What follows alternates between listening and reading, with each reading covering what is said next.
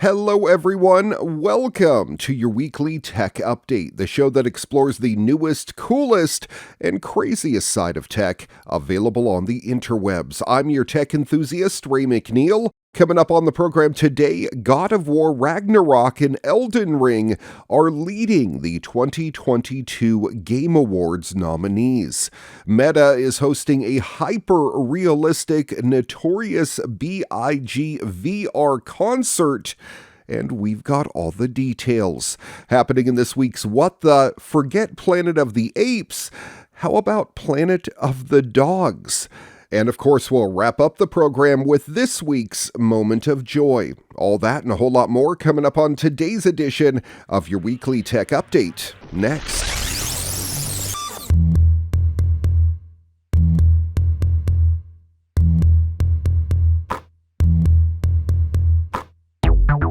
2022 is winding down, which means it's almost time to reward the folks behind some of the year's best games. While many people tune into the Game Awards primarily for world premieres, trailers, and of course the inevitable Hideo Kojima sighting, there are in fact some trophies to dole out as well. The show's host and producer Jeff Keighley has revealed that the nominees for the 9th edition of the ceremony are epic. God of War Ragnarok, which hit the PS4 and PS5 just last week, leads the pack with 10 nominations, followed by Elden Ring, and then Horizon Forbidden West with 7 each. The terrific Stray also fared well with 6 nods. All 4 of those are among the Game of the Year nominees. They're joined by A Plague Tale Requiem and Xenoblade Chronicles 3. Unsurprisingly, given the strong showings by God of War Ragnarok and Horizon Forbidden West, Sony Interactive Entertainment had the most nominations of any publisher with 20, followed by Annapurna Interactive and Nintendo with 11 each. Bandai Namco with 8 and Riot Games had 6. A jury made up of representatives from more than 100 publications and influencer outlets determine the nominees, so don't blame Keighley if your favorite didn't make the cut. Voting is now open on the Game Awards website and Discord server.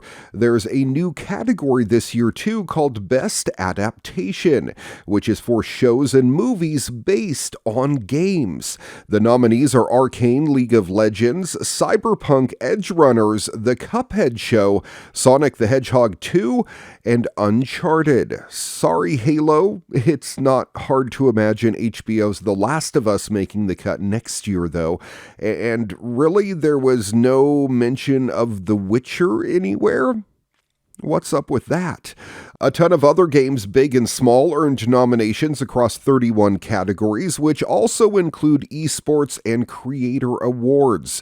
Marvel Snap, Immortality, Scorn, Call of Duty Modern Warfare 2, Splatoon 3, Tunic, Cult of the Lamb, Sifu, Lego Star Wars The Skywalker Saga, which I still really want to play, Multiverses, Vampire Survivor, Diablo Immortal, and Overwatch 2 were among titles that received nominations. Of note, there was no love at all for Apple Arcade or Netflix in the Best Mobile category. The ceremony takes place on December 8th. If you're not attending in person or watching at an IMAX theater near you, you'll be able to catch the Game Awards on Twitch, YouTube, Facebook, Twitter, Steam, Instagram Live, and dozens of other platforms too. We live in such a messed up world. Do you remember the Superman demo from earlier this year? It was an Unreal Engine 5 demo of a fantastic looking Superman title. A Superman-style flight experience was a project from an Australian developer, and it did something that games like Superman 64 and others like it never could. Make the ability to play as Superman in a video game world something that you actually enjoy. Of course, it was built upon the DNA of other projects, namely Epic Games' The Matrix Awakens Project City. The demo was celebrated by the masses, but now suddenly it's, under threat, with some of the internet's worst stealing the demo and enforcing copyright claims against the creator on both YouTube and Steam.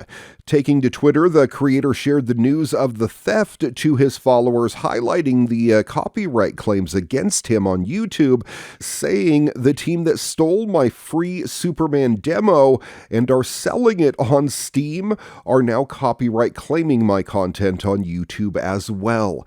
They're straight up attacking and harassing me at this point, and I don't feel safe providing my personal information for a counterclaim. I am at a complete loss at this point.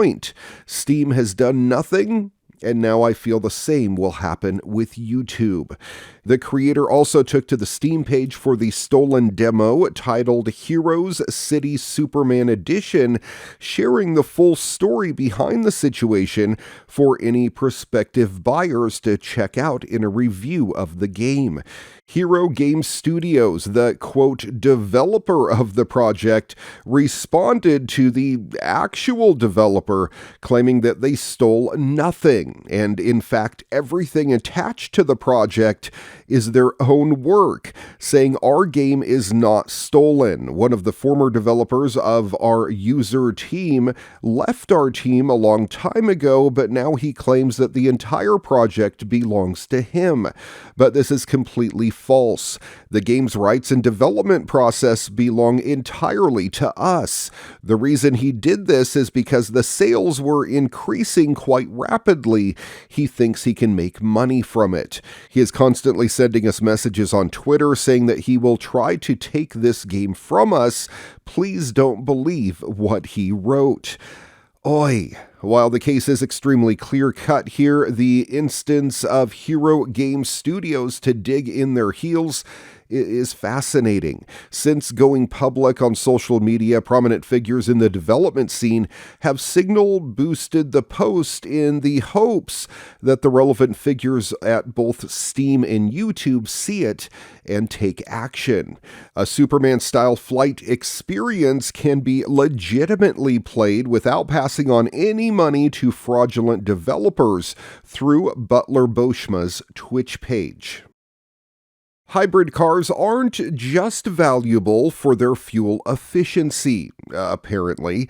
Consumer Reports has published annual reliability survey data indicating that hybrids are generally more reliable than their gas-only equivalents. Hybrid cars were the most reliable among vehicle types, with their SUV siblings ranking third. Certain models were standouts, including the Ford Maverick pickup, Lexus NX luxury SUV, and the Toyota Corolla sedan.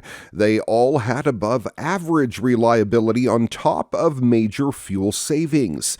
That trustworthiness doesn't always extend to other electrified cars, however. The publication found that plug-in hybrids aren't as reliable. Toyota's Prius Prime and the RAV4 Prime are less reliable than their conventional hybrid versions, and the Chrysler Pacifica hybrid was one of the most unreliable vehicles in the survey. EV continues to struggle too. While there are some exceptions, such as the outstanding reliability of the Kia EV6, the category is still plagued with glitches, and not just Tesla's build quality issues either. Ford's Mustang Mach-E dipped to below average due to its electronics flaws. Only 4 out of 11 models with enough survey data had average or better reliability. EVs are more likely to be brand new models based on young electric motor systems and don't have years of refinement. Automakers will have to improve their safety tech if they want to stay in the Consumer Reports' good graces, whatever powertrain they're using.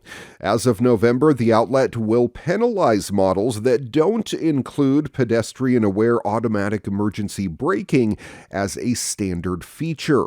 CR will also stop handing out bonuses for vehicles that only have blind spot warnings. They'll need rear cross traffic warnings as well, and forward collision alerts.